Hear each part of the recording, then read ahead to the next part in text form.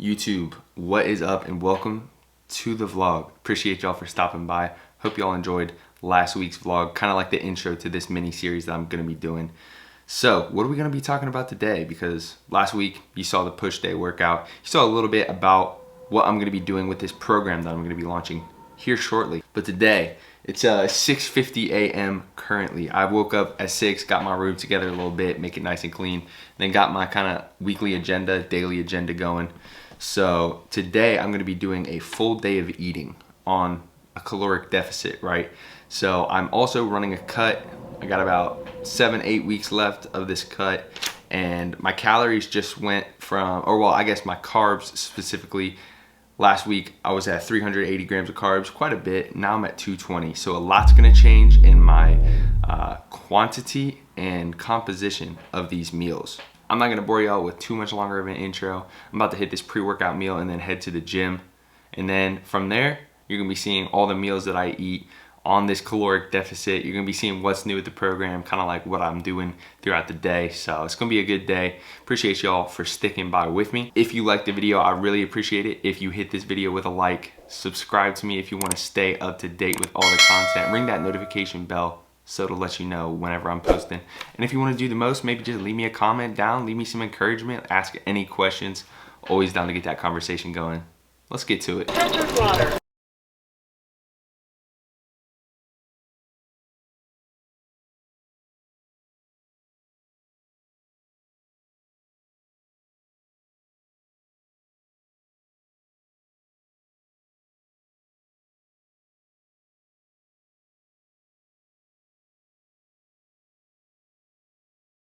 Alrighty everybody, it's about time to hit the gym. My car is having issues, so I'm going with the top down on our other car. But you all saw my little protein shake coffee compilation. It's delicious. I love some cold brew. When you mix it with protein, it's even better. And then on deck over here, I'm gonna have half of a s'mores Pop-Tart. So I'm gonna eat this on the way to the gym. Not gonna record and drive at the same time. I'll check in with you before we hit this lift. Well everybody, we made it to the gym, got that Pop-Tart and my little protein cold brew concoction down, and now I'm just finishing up this Bloodshot Hostiles non-stim pre-workout. Big fan of that. So I'll talk a little bit about what I got going down for this push day, because I just made a new mesocycle of training for myself and I'm really excited for it. But we're gonna kick it off with a hammer strength incline chest press. Then I always kick it over to a Star Trek cable fly. I like it's kind of like a machine skull crusher that you saw in my last video. I'm keeping that in the mix because I love that machine. And then I'm going to kick it over, get some more tricep work. I'm trying to get these arms up, everybody. I'm going to kick it over to an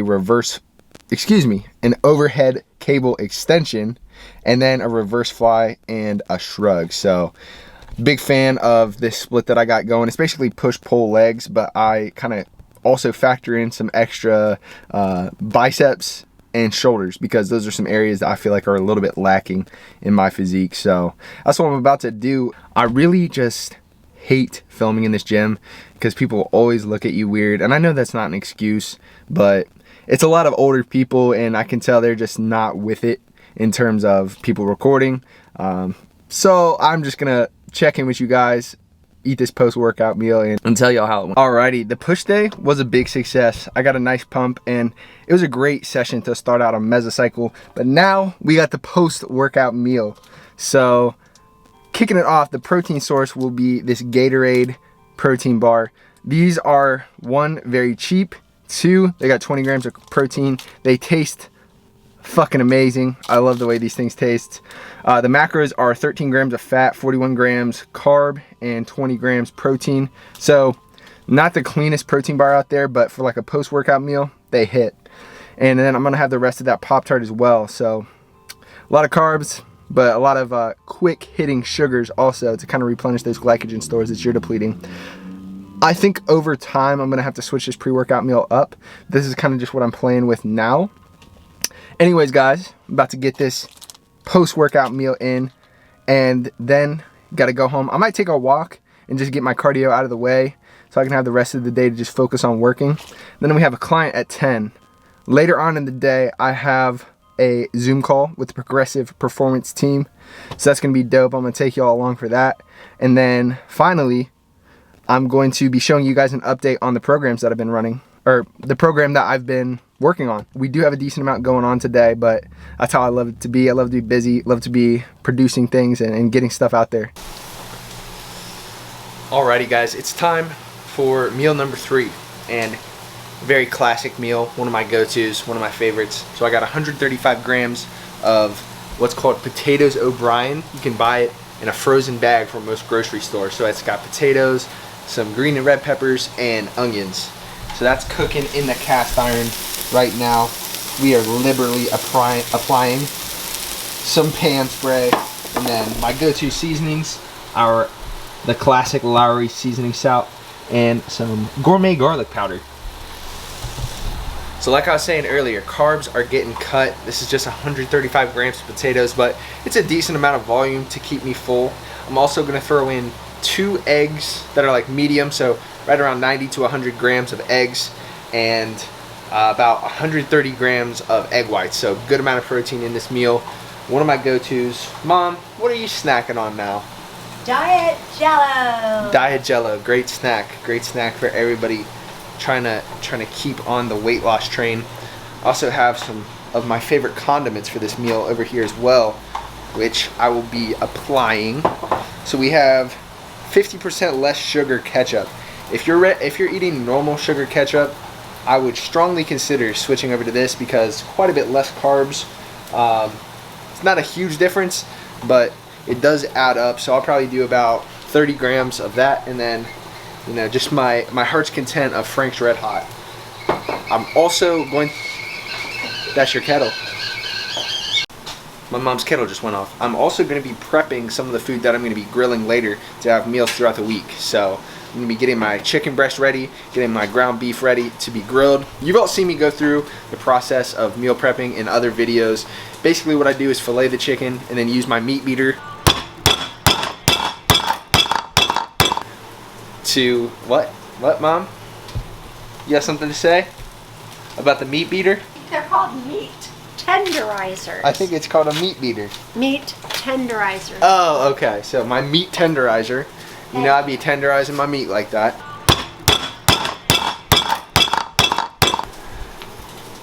Fillet, tenderize.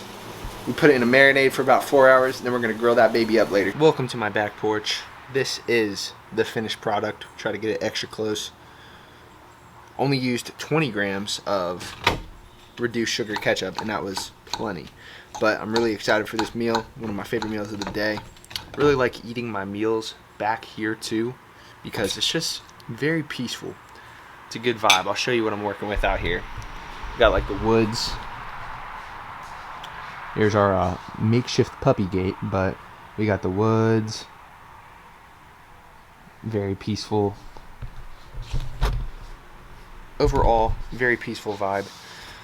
Also, sipping on, it's in a cup, but it's a Mountain Dew Zero Spark.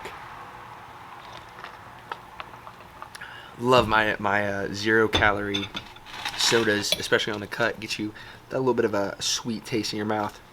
And I don't think that artificial sweeteners are bad unless you're really, really overdoing it. I'll give you the taste test here.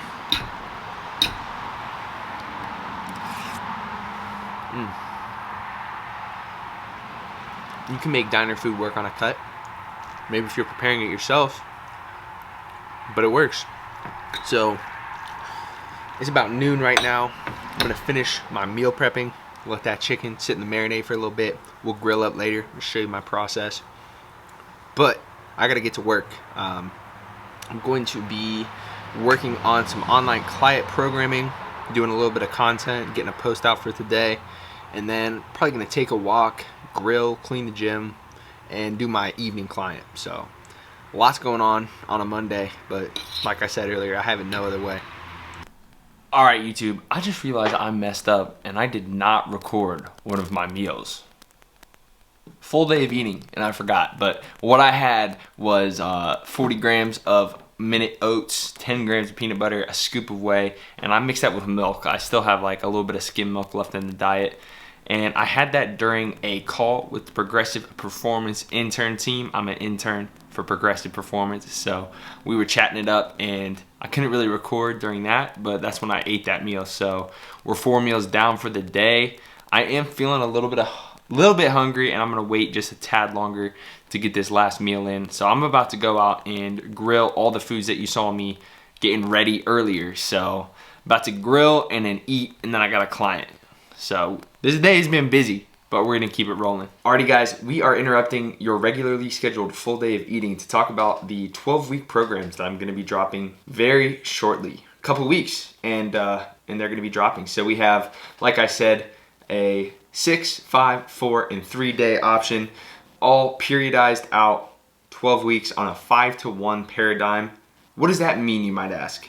So 5-to-1 paradigm means that you're going to be introduced to a set of movements in week 1, right? And it's going to feel pretty easy. It's kind of to acclimate maybe someone that's getting into 1, new movements, or 2, getting into the gym for the first time after a while, and getting them acclimated to that new stimulus. Now, regardless of if you've been training consistently or if you haven't, you should still give a lot of effort on week 1. So for example, I have week 1, day 1 of the 6-week program pulled up here. You'll see a lot of things in the 2 reps in reserve, 3 reps in reserve, RPE 7 range. The reason why we want to do that and start out conservatively, not training to fail your first week, is so that you can acclimate to the exercises, get your technique dialed in, and you also just want to have a place to go in the mesocycle. If you start going to failure first thing, 1, there's a chance that you could get injured, and you just have no way to really progress your training.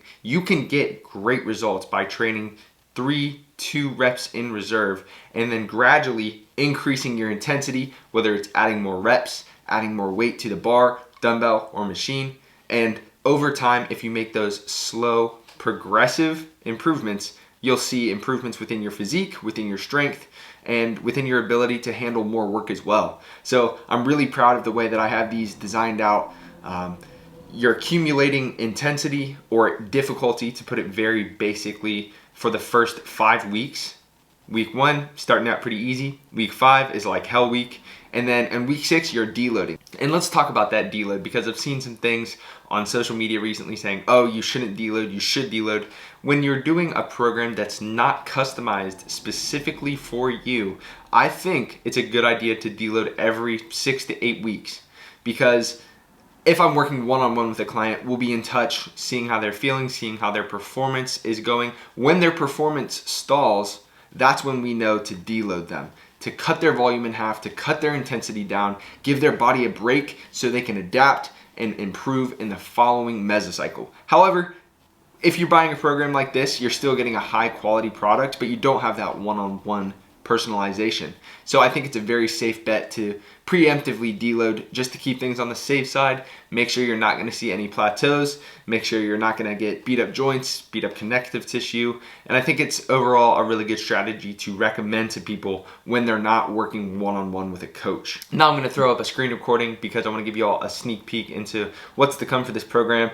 I'm just going to show you day 1, week 1 of the push day and talk a little bit about what I got going here. So we have a basic warm-up section, and I always like for people to do a little bit of steady state cardio to warm up as well, which is outlined in the program. However, this is the specific warm-up. So we have a banded chest fly, band pull apart, band pull over. Just basic stuff to help get you loose, get you feeling like a slight pump, and to get those muscles primed for the work that's to come.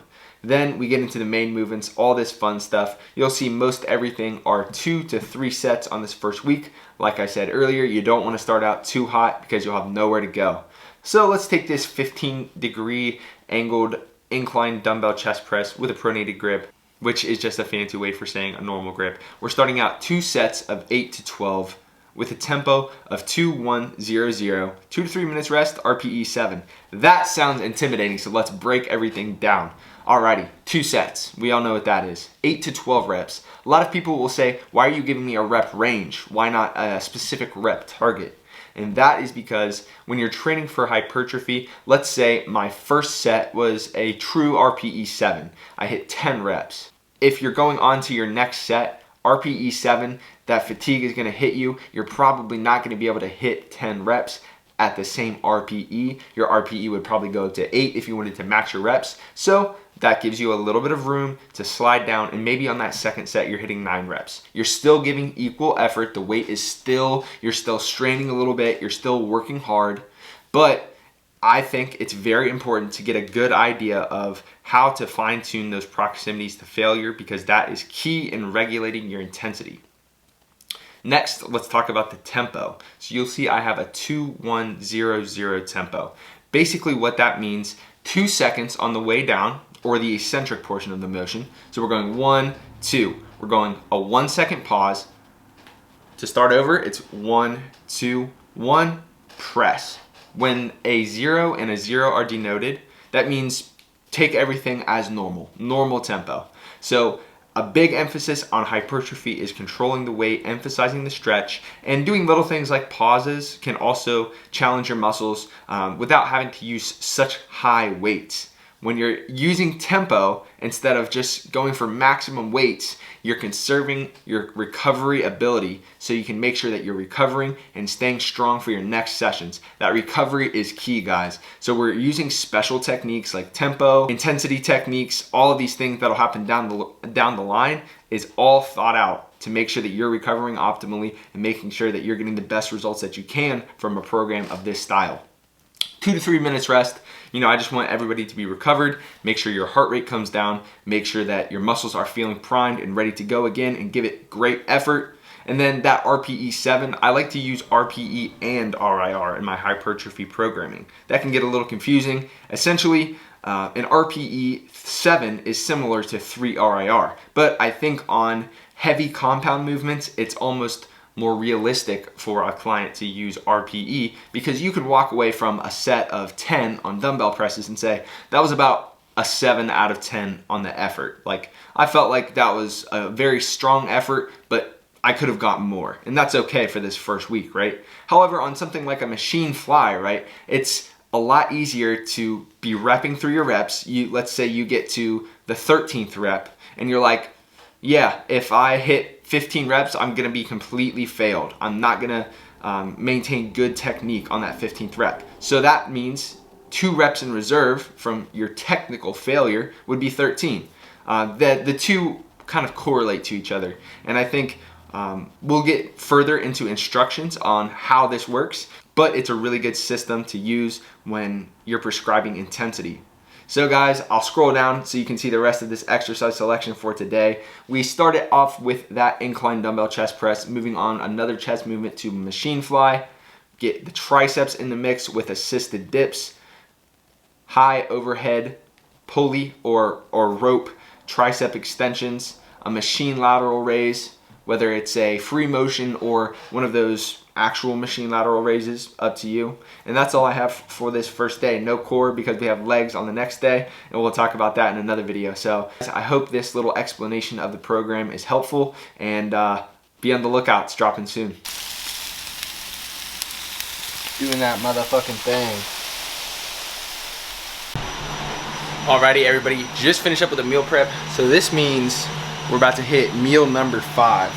So we got 105 grams of chicken, 65 grams of white rice, and about 100 grams of veggies with 20 grams of light yum yum sauce and some Frank's Red Hot, of course. I just want to take a second real quick. Look at what my parents are having.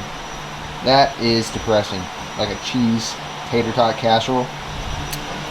Not for me though. So basically what I do is I just cook rice. As you can see, I got my rice in the Tupperware, so then we're just gonna portion all of this chicken and ground beef out while I'm eating meal 5. Got a client at 6, and then meal 6 will be at like 8:30. Alrighty guys, just finished up running some errands after my last training client, and it is 8:15. I'm wrapping up today's full day of eating with one of my favorite meals. So I have 90-10 ground beef. I got about 100 grams of that with another 65 grams of white rice. I got a little bit of veggies mixed in there as well from my stir-fry veggies that I made while I was grilling. So definitely a meal that hits the spot before I'm actually about to relax, play a couple video games, might be on that Warzone grind, feel free to add me if you'd like. So about to play with some friends and just kind of wind down for the night. Got an early morning tomorrow, about 6 training sessions to do. So right back at it tomorrow, but I do appreciate y'all for checking out the full day of eating now that we're in a deficit. You know, I felt like 220 grams of carbs, it's you do feel a little hungry, but not like overly hungry. It's almost like a good sense of hunger in that, you know, you're looking forward for your next meal, but you're not overly stuffed, because there's definitely pros and cons to this stuff. But I think I'm gonna lose a lot of weight, because I was already losing weight on 380 grams of carbs, but I'm gonna be dropping weight like crazy. I might even have to bump my carbs up a little bit, but I'm just going off of the RP Diet app. That's where I got this meal plan from, was the RP Diet app. So that's what I'm gonna go off of. I'm gonna just hands off. I'm not gonna make exceptions for myself. I'm just gonna let the app do its thing, because I've had great success with it in the past. But guys, I really appreciate you sticking around for all of my food, for my training talk. The program development is coming along great. I'm really looking forward to getting that out to people. I think I'm gonna have a really cool product. And once again, I appreciate y'all. If you like the video, once again, feel free to subscribe. Hit the video with a like. If you're trying to do the most, ring that notification bell. And then if you have any friends that might need ideas for meals, or that might need any extra inspiration for their fitness goals, feel free to share this video around. And until next week's video, I'll catch you guys soon.